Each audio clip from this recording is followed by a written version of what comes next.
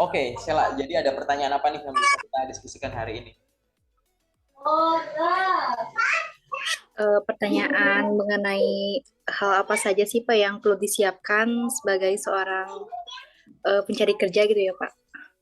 Oke, ini dalam artian gimana? Kamu kendalanya apa sejauh ini? Yang kamu belum yakin persiapan dari sisi apanya nih?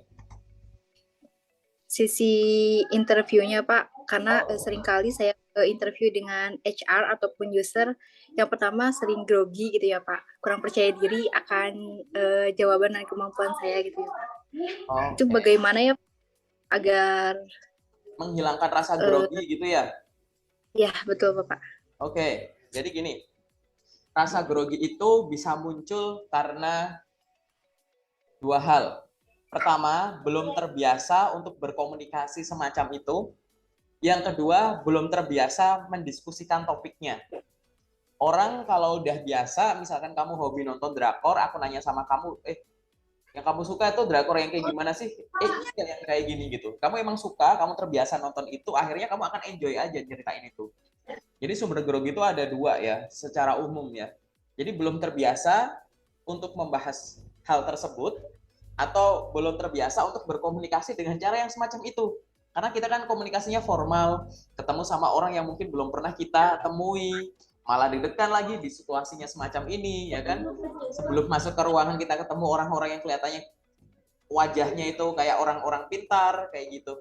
Jadi rasa grogi itu akan muncul. Nah, gimana caranya untuk mengatasi grogi itu sendiri atau rasa tegang gitu ya? Ada dua cara. Ya ini kan tadi kan dua masalah. Nah, sekarang aku ngomongin dari sisi komunikasinya dulu gitu. Saya belum terbiasa berkomunikasi dengan cara semacam itu gitu kan. Maka yang harus kamu biasakan adalah latihlah, tingkatkan jam terbang untuk belajar interview itu. Ingat, belajar itu tidak hanya baca artikel, baca buku, nonton konten gitu. Kamu harus ya membiasakan diri ada di situasi tersebut. Paling gampang gimana? Cari teman, cari orang di sekitar. Gimana kamu bisa melakukan role play. Kayak gitu. Simulasi yuk. Kamu sekarang jadi interviewernya, aku kandidatnya. Simulasi. Gimana menurutmu? Terus dibalik. Kayak gitu. Itu bisa banget dilakuin sama kita, sama teman-teman yang sesama job seeker. Mungkin interviewnya latihannya nggak harus tatap muka, mungkin kayak gini online boleh nggak? Boleh banget kayak gitu. Itu yang bisa kamu lakukan. Kalau nggak bisa, apa yang harus dilakukan? Latihan sendiri. Kamu record pakai handphone, record pakai laptop, ngomong sendiri, pura-pura kamu ditanya suatu pertanyaan, dan latihlah itu. Ngomong sendiri, kayak asik sendiri aja. Kayak gitu. Nanti lama-kelamaan kamu akan terbiasa. Nggak harus orang lain, bahkan kamu sendiri pun akan nandai. Kayaknya kalau bahasanya gitu ada yang salah deh. Ini harusnya gimana ya gitu. Jadi membiasakan diri untuk berkomunikasi dengan cara semacam itu. Kalau susah, untuk praktek ngeluarin ide, kita levelnya diturunin lagi, cari di internet pertanyaan interview yang sering muncul, misalkan gitu, sifatnya artikel. Di situ akan ada artikel pertanyaan, jawaban, pertanyaan, contoh jawaban. Coba kamu ya membaca jawaban itu, disimulasikan itu adalah jawabanmu sambil baca aja. Kamu cuma latihan baca, merubah intonasi aja, seolah-olah itu ibaratnya kayak kamu tuh mau main film, baca naskah tapi baca naskahnya secara lantang gitu. Baik Pak, terima kasih. Perkenalkan nama saya Sela, saya adalah seorang lulusan jurusan ini, gitu. Kamu baca tapi, oke? Jadi simulasinya semacam itu. Jadi dilatih terus, itu harus setiap hari ya Sela, ya, kayak gitu. Jadi agar kita terbiasa untuk berkomunikasi semacam itu. Kenapa? Interview itu ada dua unsurnya. Pertama materinya, topiknya. Kedua adalah media penyampaian topik, yaitu komunikasinya. Nah, rasa tegang, rasa nervous itu bisa dari dua sisi ini. Mungkin kamu nervous karena merasa topiknya atau materinya kurang menguasai. Mungkin nervous itu karena apa? Ya kamu belum menguasai teknik komunikasi. Gitu. Nggak usah nyalahin aku adalah seorang yang introvert, Kak. Aku tuh jarang ngomong sama orang, aku pemalu, aku pendiam. Nggak bisa, itu bisa dilatih. Serius, itu bisa dilatih. Nervous gara-gara salah satu dari ini tuh bisa, gara-gara keduanya juga mungkin banget, kayak gitu. Jadi penyelesaiannya masing-masing. Fokus dulu. Coba bayangkan biasanya kamu nervous gara-gara apanya? Kurang nyiapin materinya. Oke, materi yang mana? Ya materi yang soal perusahaan itu. Aku nggak ada waktu buat riset soal perusahaan. Kenapa? Mungkin infonya dadakan, Kak. Oke, atau bukan itu. Kamu belajar interview itu kalau ada panggilan interview.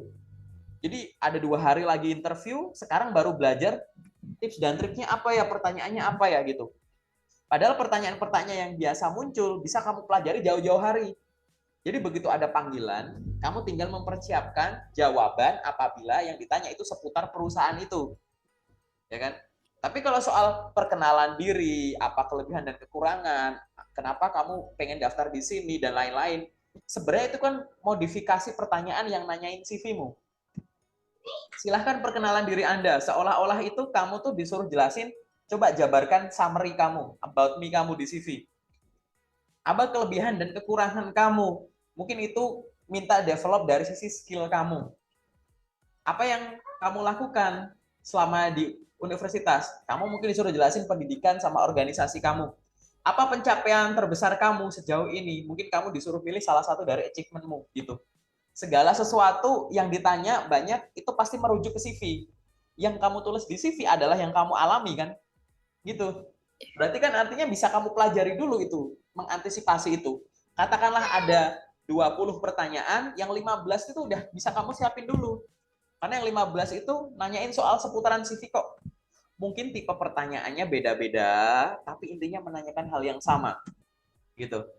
Jadi itu bisa dipersiapkan. Ini baru satu porsi ya. Mengurangi nervous dengan lebih siap ditanya materi. Oke? Kamu bisa nyicil dulu gitu, menyiapkan materi yang berasal dari CV-mu. Nanti kalau ada informasi panggilan tes dan lain-lain, kamu bahkan nggak perlu belajar ulang soal CV-mu, cara jawabnya gimana. Kamu tinggal ngelihat CV buat recall aja, memanggil secara cepat. Oke, kalau ditanya ini aku begini, udah selesai. Begitu ada panggilan, waktumu tinggal riset soal perusahaan itu. Baca websitenya, cari IG-nya, official sosmednya yang lain, cari LinkedIn-nya, cari sekarang promonya lagi ada apa yang lagi in, gitu. Udah, cukup itu. Kamu nggak belajar dari ulang pertanyaan, silahkan perkenalan diri, gitu. Jangan sampai ada panggilan interview, yang belajar dari situ lagi. Dan itu bisa dipersiapkan jauh-jauh hari. Kayak gitu. Itu nanti kalau kamu udah terbiasa itu, minimal kamu sudah mengantisipasi rasa nervous yang berasal dari kekurang penguasaan materi kamu. Gitu. Oke ya. Kebanyakan nervous itu karena kamu nggak terbiasa. Gitu. Kalau kamu nggak terbiasa apa gitu, biasanya kayak nervous kayak kagok nggak sih gitu. Karena belum terbiasa aja gitu. Oke. Jadi siapkan materi, ingat ya, interview itu menyampaikan materi dengan teknik komunikasi. Rasa nervous itu bisa berasal dari kurang siapnya materi atau kurang siapnya teknik komunikasi kamu. Itu dulu aja. Oke, jadi ini dulu selesaiin, dah. Terus sekarang teknik komunikasi. Nah, teknik komunikasi itu tadi ini tidak bisa dipelajari dengan teknik kebatinan. Tadi aku bilang harus dipraktekkan. Oke, banyak orang yang menguasai materi luar biasa, IPK-nya tinggi, pengalaman kerjanya banyak, pelatihannya banyak. Tapi kalau habis interview, aku tuh tahu kak, pertanyaan ini tuh aku harus jawabnya gimana, aku tahu kak, tapi kok belibet ya kak? Kok tiba-tiba ngeblank gitu? Ya karena materinya ini gitu. Materinya ini dibawa oleh teknik komunikasi yang belum terlatih. Nah, biar bisa terlatih tuh kamu nggak harus jadi seorang public speaker yang luar biasa, jadi presenter, nggak harus kayak gitu. Hanya membiasakan diri mengucapkan itu. Nanti kalau makin banyak pertanyaan interview, kamu akan sadar. Kayaknya kalau interview HR tuh yang ditanya mirip-mirip deh. HR perusahaan A, B, C, D, E. Ya mungkin ada yang beda-beda dikit, tapi kayaknya mirip-mirip deh. Kamu akan ngerasa gitu. Nggak usah soal interview deh, psikotes. Psikotes di perusahaan itu kadang mirip. Aku pernah psikotes gitu ya, kan aku juga pernah jadi job seeker, pernah jadi fresh grad gitu ya. Psikotes di satu perusahaan, lokasinya di sono, satunya di sono, itu soal psikotesnya tuh mirip gitu. Ada yang pernah sama persis, sampai aku nggak ngitung lagi. Itu beneran gitu. Apalagi yang jadi kayak psikotes kayak hitungan tuh. Itu angka, pilihan ganda persis. Aku nggak mikir lagi itu. Nah, itu hal macam ini bisa terjadi juga di psikotes, di interview gitu. Oh, di sana aku ditanya silakan perkenalan diri, ya udah di sini aku perkenalan diri juga kayak gitu. Pastikan itu dilatih. Kalau memang nggak ada guide-nya, kamu bisa nonton channelku gitu ya. Soal dasar interview ditonton, kalau masih ada yang belum paham hubungi aku aja nggak apa-apa. Kagak, aku pengen latihan simulasi interview gitu. Mungkin di Zoom selanjutnya kita nggak bahas CV tuh, kita nggak bahas yang umum begini. kita full, aku pengen latihan, melatih kamu interview, boleh nggak? Boleh. Bebas nggak? Bebas. Selama kamu ada di grupku gratis gitu, bebas gitu. Itu adalah cara praktek. Salah satu alternatif ya, aku nawarin, aku ajarin, aku temenin, aku sharing berdasarkan pengalamanku pribadi maupun teman-teman yang lain. Tapi kalau di situ kamu punya cara, punya style sendiri, dipersilahkan. Intinya dipikirkan gimana caranya ini mulut gerak nih. Biar apa? Tadi belajar materi, katakanlah ya, itu untuk menyiapkan otak. Belajar teknik komunikasi, ini menyiapkan mulut. Biar apa? Biar mulut bisa mengikuti kecepatan otak. Kalau kamu belajarnya cuma baca mulu, nonton mulu, gini-gini, otaknya kayak, mulutnya enggak.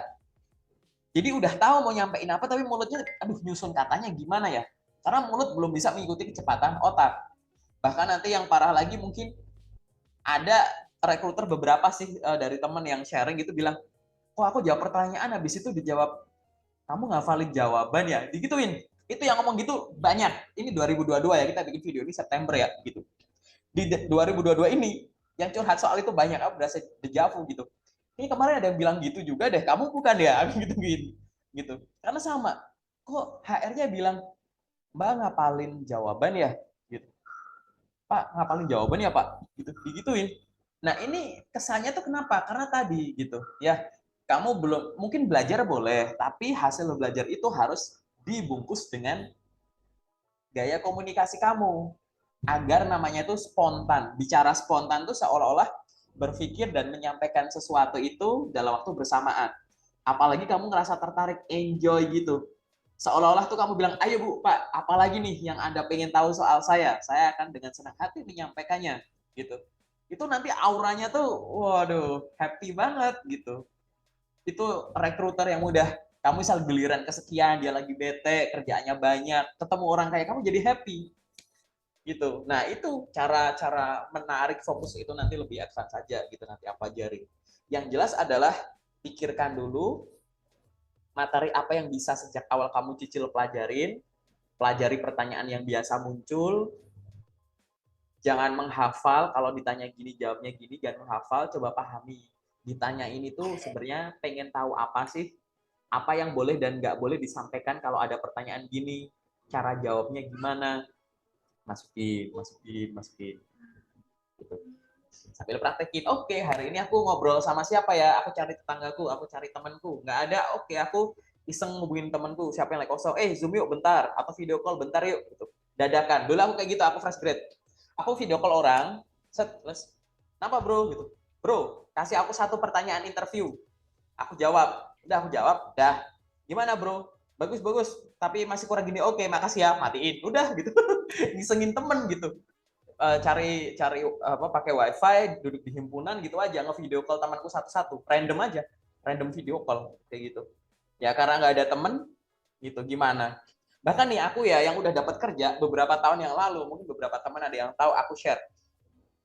Ini aku begini nih, minta one on one gini, ini aku belajar loh, belajar komunikasi.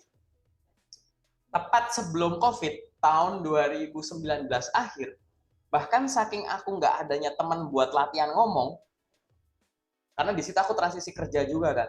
Aku tuh belajar ngomong sama siapa? Aku pakai Ome TV, tau nggak? Aku live Ome TV, bayangin. Aku buka Ome TV, bawa kertas. Aku pegangin gini. Apakah Anda tahu tentang LinkedIn? Kalau nggak tahu aku di skip, bodo amat. Tahu bro, langsung ngomong. Bro butuh info locker nggak? Kasih aku satu pertanyaan, nanti aku masukin grup lockerku ya. Aku gituin. Saking aku pengen praktek, itu 2019. Statusku 2019 tuh orang yang sudah punya pengalaman kerja selama 4 tahun. Gitu. Aku masih ngelakuin itu loh. Gitu. Aku orang online, ketemu orang susah, belum ada COVID, cuman nggak ada ide gitu. Aku live Ome TV, hanya kayak gitu. Ya kadang targetnya salah sih gitu, ya tahu sendiri lah Ome TV kayak gimana isinya, kayak gitu kan. Aku ngelakuin itu, hanya untuk belajar interview gitu. Masih nggak dilakuin sampai sekarang. Masih, cuman belum aku nggak sering gitu di Ome TV sekarang kalau buat latihan interview. Aku lebih kayak ngajak orang masuk ke grup lockerku gitu. Lewat Ome loh itu, kayak gitu. Aku pernah bikin konten itu di LinkedIn. Jadi nanti aku kasih lihat postinganku waktu zaman-zaman aku belajar lewat Ome TV. Aneh ya, gitu. Ini aku nggak lagi di endorse Ome TV ya. Aku sampein aja. Banyak aplikasi streamer yang sebenarnya tuh Ya gimana nggak ada teman, nggak ada ide, bingung kan? Ya udah gimana caranya ya? Teman udah pada kerja sibuk sendiri lah gitu. Oke, Ome TV aja live, cari gitu ya. Cari negara mana orang Indonesianya yang banyak gitu kan. Itu udah. Oh, jadi malah jadi enak, jadi seru kayak gitu. Seru gitu. Ini ide ya, ide aja ya. Dan ini aku cuma ngasih kamu gambaran gitu bahwa batas ilmu untuk belajar itu hanya imajinasi kamu aja. Kalau imajinasi kamu cuma sampai sini ya batasmu di sini gitu. Jadi silahkan berimajinasi untuk belajarnya gimana. Fokus ya untuk biar pede itu tadi, untuk pede kamu harus coba antisipasi ini dulu. Kalau misalkan, iya kak, hatiku tuh udah dari dulu tuh ada punya khawatir gini gitu, masalah psikologi, masalah mental itu nanti dulu. Karena kan kemungkinannya banyak, kita benerin satu-satu dulu. Oke? Kita benerin dari belajar materinya dengan benar, jangan sistem kebut semalam atau sistem kebut sejam gitu ya, SKS gitu. Nah, dari ini juga kamu praktek. Kalau nanti lama-kelamaan sadar nggak sadar, lancar sendiri. Serius. Gitu. Karena aku sendiri yang lakuin itu. Dan banyak teman-teman yang sharing dengan cara demikian. Banyak kok cara-cara yang unik gitu. Ada yang latihan ngobrol tuh pakai dating apps. Aku udah juga pernah pakai gitu. Pakai dating apps gitu, kenalan sama orang, kak video call bentar ya 2 menit. Kak kasih aku pertanyaan interview. Konyol banget gak? Aku lakuin. Biar aku dapat journey-nya. Biar aku bisa ceritain sama orang yang udah ngeluh.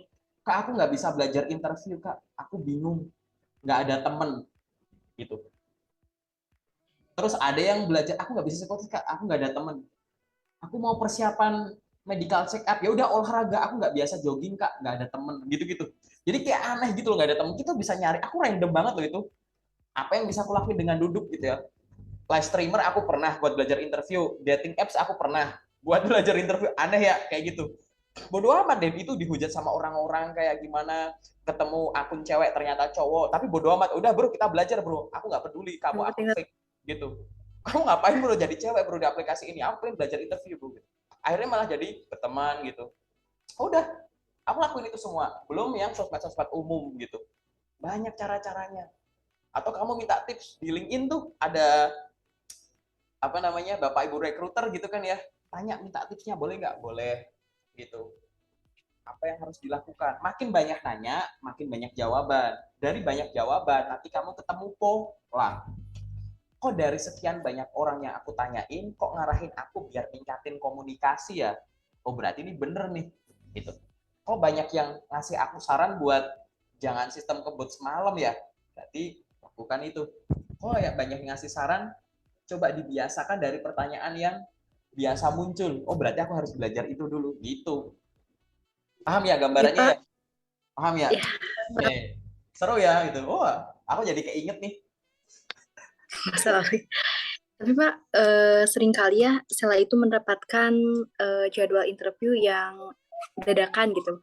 Kayak kemarin Sela ada jadwal interview di salah satu perusahaan yang ada di Jakarta Barat. Interview itu secara online. Nah, itu bagaimana Pak? Sedangkan interviewnya itu dadakan gitu. Sela belum memahami eh, apa ya, belum memahami profil dari perusahaannya, belum memahami ini itunya gitu, belum ada persiapannya. Oke, Itu gimana ya Pak? sampai dulu ya. Interview itu jenisnya macam-macam. Ada yang ibaratnya memang di schedule dulu, ada yang memang screening di awal. Jadi kayak di telepon, "Selamat siang dengan Ibu Sela, betul? Perkenalkan nama saya Andi, boleh minta waktunya Ibu 10 sampai 15 menit untuk dilakukan interview saat ini." Bisa kayak gitu. Nah, untuk yang hal-hal yang sifatnya dadakan semacam ini gitu ya, kalau memang tidak bisa di apa namanya reschedule gitu ya, tidak bisa di reschedule, maka ya tadi akan tertolong dari kebiasaan kamu belajar dari jauh-jauh hari. Ibarat kosong tuh nggak kosong amat gitu, udah ada isinya. At least yang bisa kamu pelajari, misal ini gelas, udah kamu isi dari pertanyaan yang biasa muncul, bahas soal CV-mu dan lain-lain udah diisi gitu kan. Nah, kebiasaan ini harusnya nanti ke depan diikuti dengan kebiasaan cari tahu soal perusahaannya dulu baru apply. Banyak orang dikarenakan cara nyari kerjanya sekarang mudah, tinggal klik entah di LinkedIn, entah di sana, di sana, di sana. Hobinya itu adalah lamar dulu baru cari tahu. Kan konyol. lamar dulu baru cari Itu yang tahu saya ini, sering. itu adalah kelemahan kalau ada beberapa kondisi. Kondisi pertama, misal kayak kamu, nggak tahu perusahaannya apa, cuma misal ngelihat aku sarjana ekonomi, di situ ada loker sebagai admin finance, oke aku lamar. Bodoh amat deh itu perusahaan apa deh, udah klik aja udah gitu. Gitu. Nah, ini kayak begini adalah hal yang salah gitu. Jadi lamar dulu. Takutnya apa? Tadi kelemahan ini ya, sistem apply dulu baru cari tahu, nanti akan lemah pada saat ada interview dadakan. Nomor satu itu. Yang nomor dua, kelemahan ini adalah pada saat yang datang loker palsu. Banyak sekali loker palsu di luar sana. Nah, loker palsu yang ada yang kelihatan kayak asli. Kamu tidak akan didatangi loker palsu semacam itu kalau kamu nggak ngeklik lamar, ya kan? Nah, sebenarnya kamu ada momen untuk riset dulu tuh untuk kayak gitu. Ini lokernya apa? Kok ngisi info lokernya kurang lengkap? Posisinya ada, detail job desk-nya ada, bahkan gaji yang disodorin luar biasa, benefitnya luar biasa, nama perusahaannya nggak ada, nama perusahaannya dirahasiakan, atau nama perusahaannya ada, PT-nya PT ini, aku cari di Google nggak ketemu, aku cari di Google Maps nggak ada, di LinkedIn nggak ada. Kok bisa ada loker, ada nama PT-nya, ada nama perusahaannya, ada detail kayak begini, tapi aku nyari perusahaannya nggak ketemu.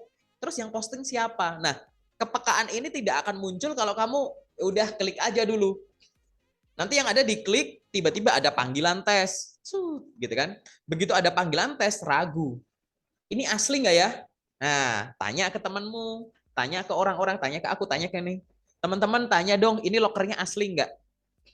Kalau ada yang nanya ke gitu ke aku, ya aku nanya, loh kamu udah cari tahu dulu belum sebelum daftar? Nah itu loh, hal-hal semacam ini adalah efek ya. Memang nggak selalu kayak gitu.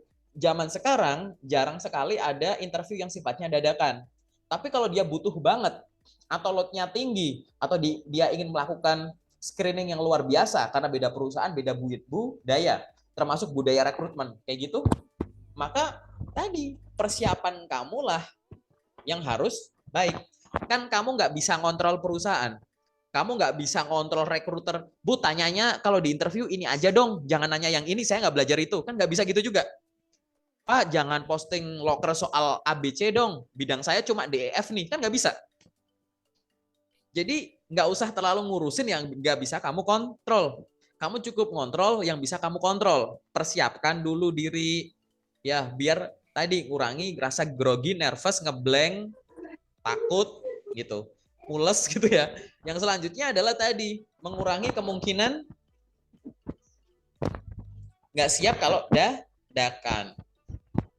Kan banyak loh yang tes dadakan tuh banyak loh. Misalkan gini, itu mending kayak gitu ada dadakan yang lain tuh undangan psikotes.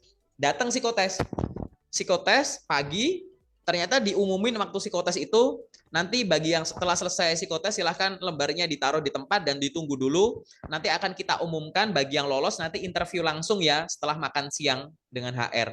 Bayangin, jadi kamu dari rumah mentalmu tuh psikotes, tapi ternyata di tempat dikasih tahu nanti ada interview. Gimana coba?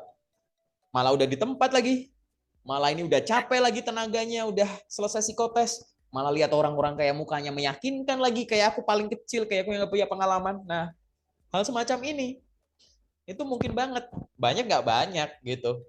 Makanya gitu ya, coba hal yang bisa kamu kontrol, coba deh polanya jangan ketuker gitu, cari tahu dulu baru apply, belajar yang bisa kamu pelajari dulu, baru nanti waktu sisanya untuk hal yang bisa kamu menyusul gitu. Kegambar ya salah ya gitu. Tapi ya kalau memang itu terjadi tidak lama lagi ya gunakan kemampuan inimu dulu, ya, seni kamu dulu gimana caranya. Seninya gimana? Nanti sesi detail aku ajarin. Kalau memang nanti dalam waktu dekat nih, ini sekarang kita zoom, besok kejadian tuh gitu. Nanti aku ajarin sesi detail. Nggak aku ajarin di sini. Gitu. Oke. Okay. Oke, okay. Apalagi menarik ya? Pertanyaan kamu menarik nih. Aku sampai bahas sesuatu yang tidak banyak teman-teman di 2022 tanyakan gitu. Menarik banget. Apalagi yang kamu masih bingung? Masih terkait interview ya Pak, yang saya tanyakan soalnya kebanyakan Sela gagal di tahap interview. Oke, HR atau user Izin ya? bertanya, Kebanyakannya banyak yang di HR atau user user, atau sama aja? Sama user HR? Pak. Oh, user. Uh, Kalau HR mesti mending lah. Pertanyaannya gimana tuh? Apa tuh yang pengen kamu tanyakan? Ini boleh nggak Pak bertanya terkait pertanyaan-pertanyaan Boleh? HR atau user? Boleh. Apa tuh? Belum Sela bisa jawab gitu sampai saat ini. Kita diskusi aja, boleh? Apa tuh? Sela masih bingung untuk jawaban cita-cita Pak, karena kan Sela ditanya cita-cita nih ya Pak. Sedangkan cita-cita Sela itu bukan bekerja sih sebetulnya. Cita-cita saya itu ingin menjadi pengusaha. Nah, maksudnya nggak ada kaitannya gitu dengan posisi yang Sela apply ini gitu. Ya. Jadi Sela bingung gitu Pak. Oke, Gimana jadi ya? kalau ditanya interview, selain harus jujur juga harus smart ya, gitu. Karena banyak orang jujur sama dengan bunuh diri. Jadi ibarat berjujur gini. Jujur itu boleh, tapi kan tahu konteksnya, tahu ruang dan waktunya. Kapan harus berkata gini, kapan harus begitu, gitu. Kapan harus berbuat ini itu. Ingat ya, tidak semua hal baik kalau dilakukan di tempat yang salah jadinya juga nggak bagus juga. Atau hal baik kalau disampaikan di tempat yang tidak semestinya, di waktu tidak semestinya, bisa jadi nggak baik juga. Kayak gitu. Oke? Nah, saat kamu ditanya cita-cita kamu itu apa, di sana itu ingin tahu banyak hal. Misalkan, kamu tuh orangnya tuh punya tujuan nggak sih? Karena orang biasanya bergerak karena punya motif.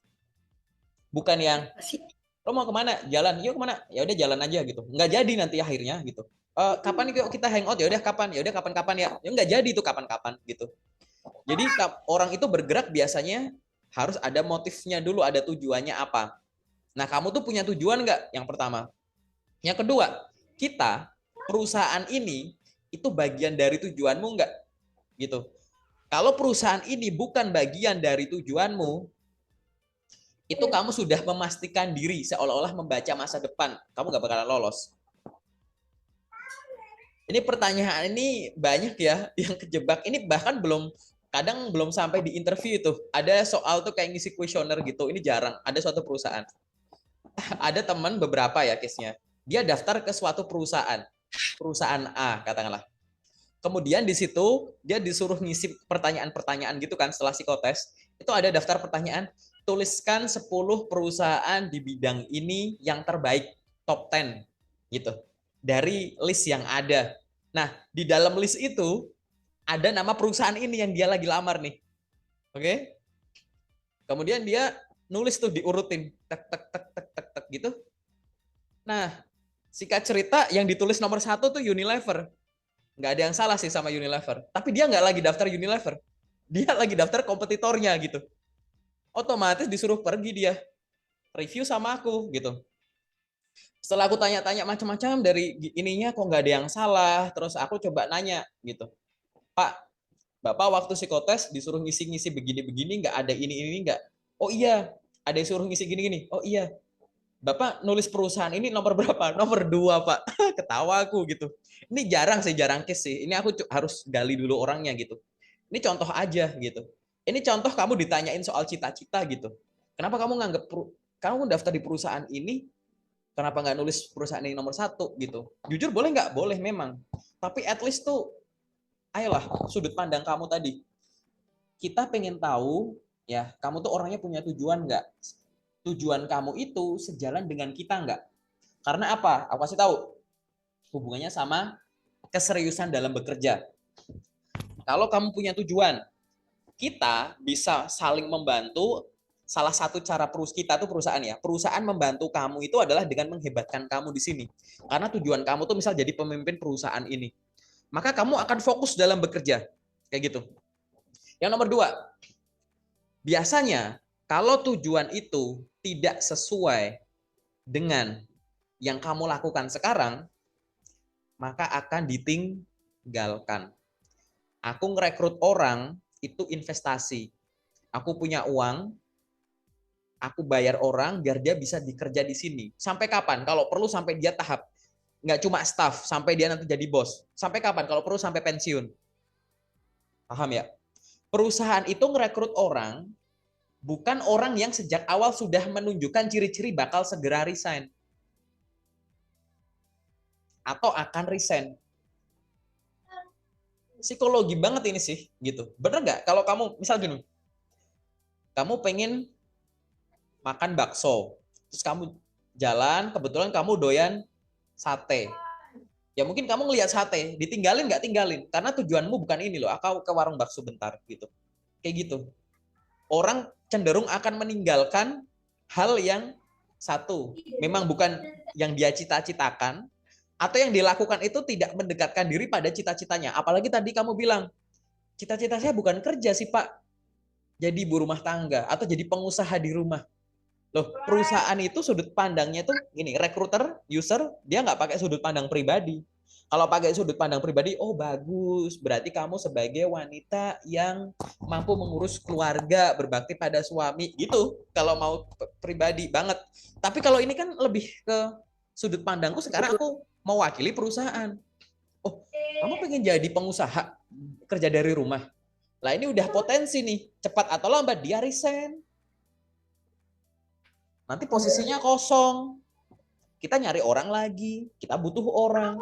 Mending kalau resignnya 10 tahun lagi, kalau sebulan lagi, kalau 5 bulan lagi. Malah kita itu lagi peak season lagi ribet-ribetnya lagi di bulan-bulan itu. Dia resign. Alasannya saya ingin mengembangkan diri, alasannya saya pengen gini gitu. Padahal dia pengen, kebetulan dia udah kerja, udah ngumpulin duit untuk buka usahanya. Sebenarnya itu boleh, cuma tadi rekruter itu kan akan bersimulasi dan mereka kan bukan orang yang baru sehari 2 hari ngurusin hal demikian. Mereka orang yang sudah meluangkan waktu, bahkan namanya HR itu juga belajar ilmu ini itu. Nah ini adalah contoh aja.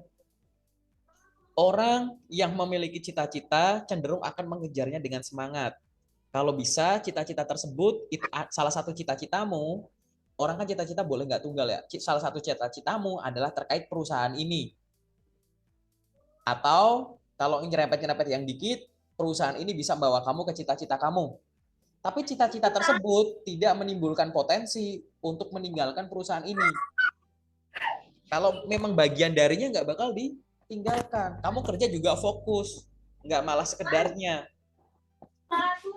Ya, kalau dengan jawaban kayak tadi secara umum kan kelihatan, wah ini orang kalau aku rekrut dia sejak awal sudah menunjukkan potensi bakal cepat atau lambat resign. Mendingan daripada aku ribet, mending nggak usah sekalian. Gitu. Aku bukan HR, aku user. Oke? Jadi sudut pandangnya tuh kayak gitu. Aku sebagai user ngelihatnya semacam itu. Gitu.